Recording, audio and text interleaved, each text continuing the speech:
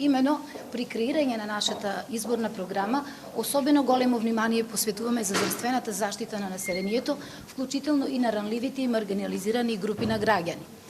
Нашата изборна програма е направена врз основа на една темелна анализа на теренот со согледување на состојбите и проблемите кои што произлегуваат. Би сакала да истакнам дека ние ќе укинеме болничката партиципација за сите осигуреници кои што користат услуги од болничка здравствена заштита. Ова беше предлог законско решение кое што не помина во Собранискиот дом, а беше на наш предлог изработено и со тоа сакаме да помогнеме на сите граѓани кои што имаат мали примања, односно приходи кои што се под просечната плата на ниво на Република Македонија. Втора работа што ќе ја направиме кога Социјалдемократскиот сојуз и коалицијата ќе дојде на власт е ќе го укинеме актуелниот закон за абортус. Сакаме да го вратиме правото на секоја жена да одлучува за бројот на деца кои што ќе ги роди и моментот кога таа сака да ги роди. Сакаме да ги укинеме долгите административни процедури во остварување на ова нејзино право и сакаме да се почитуваат правата кои што се загарантирани со Конвенцијата на Обединетите нации, како и Законот за заштита на правата на пациентите. Кога сме кај жените, би сакала да истакнам дека ќе овозможиме пристап на секоја жена до гинеколог и во најоддалеченото и рурално место во државата, вклучително и заедниците како што е општина Шуто Оризари во Скопје, каде 8000 жени се уште немаат гинеколог. На кој начин ќе се направи тоа?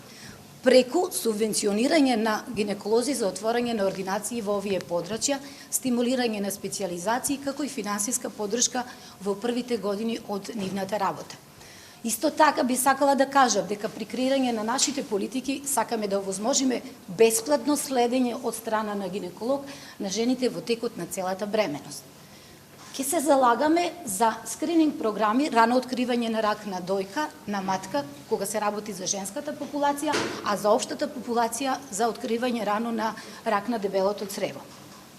Би сакала да кажам дека ќе овозможиме одржливо финансирање на програмите за ХИВ со оглед на тоа што Глобал фонд ја напушта Република Македонија на крајот од 2016 година. Ќе направиме национален регистар на невладини организации кои што ги сервисираат овие граѓани и ќе овозможиме финансирање од буџетот на Република Македонија. Понатаму сакам да кажам дека за сите пациенти со малигни заболувања ќе има континуирано навремено снабдување со цитостатска терапија од поновата генерација на цитостатици согласно медицината базирана на докази. За сите лица со инвалидитет и со посебни потреби ќе овозможиме пристап до ординации во кои што ќе можат да ги извршат своите здравствени потреби. Ќе организираме систем на имунизација и ќе ја вратиме довербата во системот на вакцинации со обезбедување на квалитетни вакцини од референтни производители и ќе ја вратиме довербата на родителите кон здравствениот систем.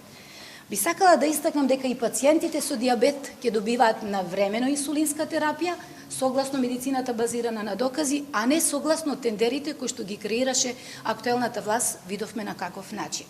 И на крајот ќе посветиме посебно внимание за маргинализираните групи на граѓани, со што би сакале да ја симнеме стигматизацијата што се прави врз нив и ќе им овозможиме да го искористат правото што го имаат сите граѓани за пристап и користење на услуги од здравствена заштита, при тоа формирајќи на специјализирани тимови, на психолози и луѓе кои што ќе помагаат околу остварување на нивните права.